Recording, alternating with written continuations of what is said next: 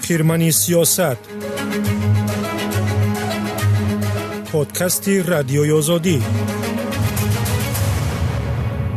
در پس گرمی مناسبت‌های تاجیکستان و ایران چی نهفته است؟ پادکست رادیوی آزادی را میشنوید و من خورسند خورمов هستم.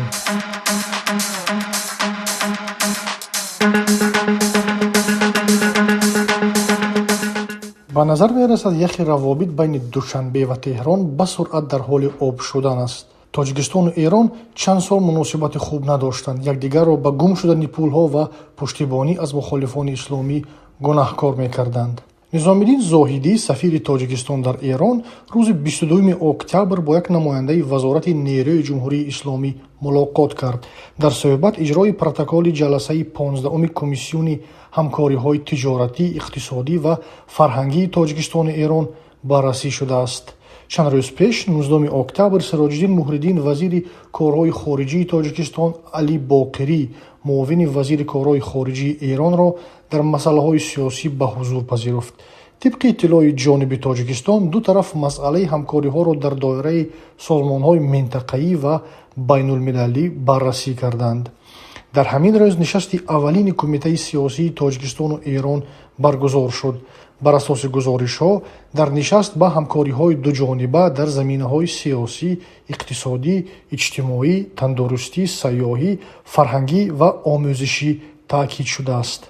قبل از آن محمد رضا آشتیانی وزیر دفاع ایران 18 اکتبر به تاجیکستان آمد. این مقام ایرانی با پرزیدنت امامعلی رحمان و وزیر دفاع شیرعلی میرزا دیدار کرد. دفتر مطبوعات رئیس جمهوری تاجیکستان خبر داد که جانب‌ها به ضرورت تحکیم همکاری‌ها در راستای مبارزه با تروریسم و افراط‌گرایی، قاچاق مواد مخدر و جنایت‌های متشکل فرامرزی صحبت داشتند. خبرگزاری نیمه رسمی تصنیم نزدیک به سپاه پاسداران انقلابی اسلامی ایران نوشته بود که قرار است جانب‌ها در مورد مسئله‌های امنیت و دفاع، اینچنین تقویت قراردادهای امنیتی بین کشورها صحبت کنند. جزئیات این دیدار رسانه‌ای نشد.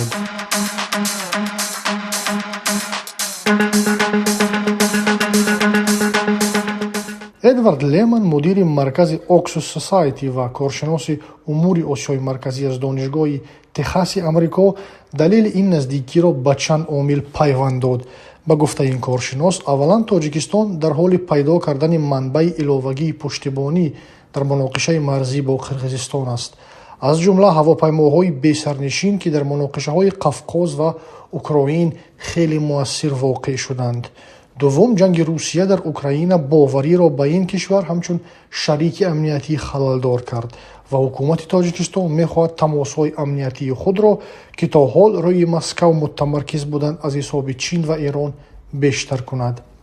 پرویز مولاجانوف کارشناس مستقل از تاجیکستان نیز نظر مانند دارد، اما به باور او نگرانی دوشنبه بیشتر از طالبان است، چون مطمئن نیست که این حرکت در دراز مدت خاموش خواهد بود. روابط ایران و تاجیکستان سال 2021 پس از اشتراک رئیس جمهور ایران ابراهیم رئیسی در نشست سازمان همکاری‌های شانگهای تغییر یافت. ماه می سال 2022 امامعلی رحمان به تهران رفت.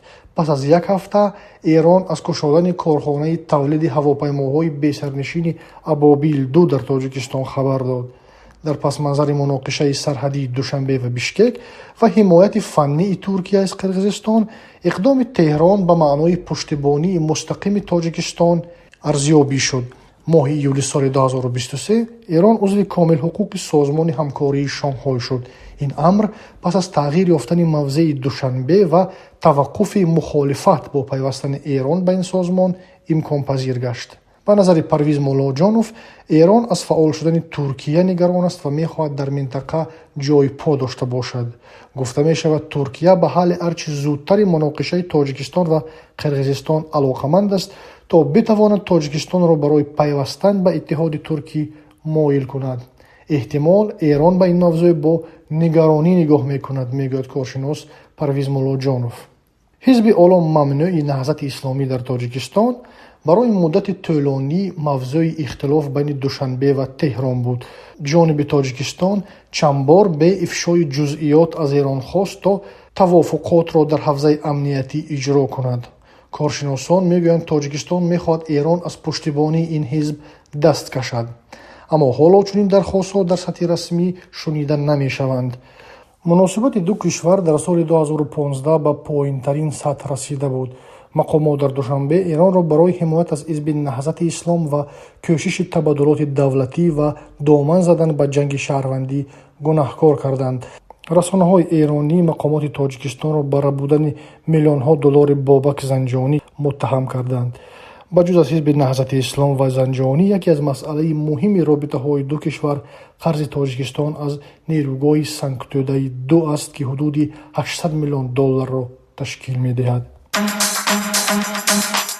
در راه هستید مهمانی یا در جای کار علاج خواندن ندارید، امکان دیدن هم پادکست رادیوی آزادی رو بشنوید. نقل گوشکی تنها برای شما در وقت دلخواه و جای دلخواه.